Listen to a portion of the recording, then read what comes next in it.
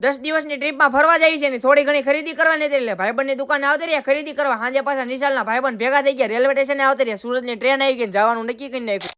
તો કેમ છો બધા મિત્રો? મજામાં જઈશું. આપણા નવા મિની વ્લોગમાં તમારું બધાનું સ્વાગત છે. સવારે જાગીને નાહી ધોઈને ફ્રેશ થઈ ગયા. મોટી દુકાને બેહવાનું કીધું એટલે ધ્યાન રાખવા આવતા રહ્યા. દુકાને તો ગ્રાહક જેવું હતું નહીં. પછી તો આપણા ભાઈબંધ જયદીપનો ફોન આવ્યો ને દુકાને બેહવા આવતા રહ્યા. હુંવાનું કરી નાખ્યું.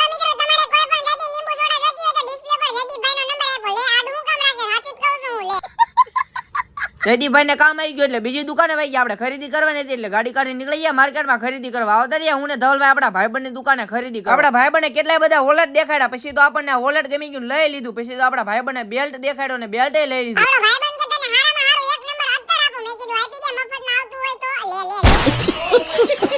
આપણે આ 3 વસ્તુ લેવાની હતી, લઈ લીધી. ગાડી કાઢી નીકળી ગયા હું ને ધવલભાઈ પાછા ઘર બાજુ.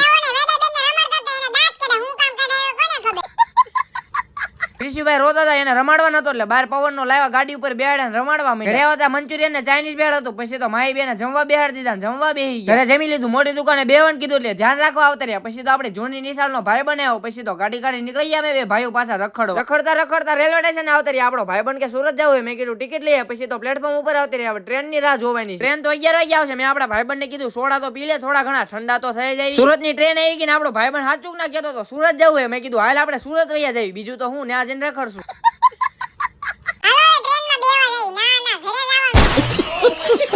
પછી તો હું ગાડી કાઢી નીકળી ગયા હું ને આપણો ભાઈબંધ ઘર બાજુ. તમે બધા ફોલો તો કરી નાખો.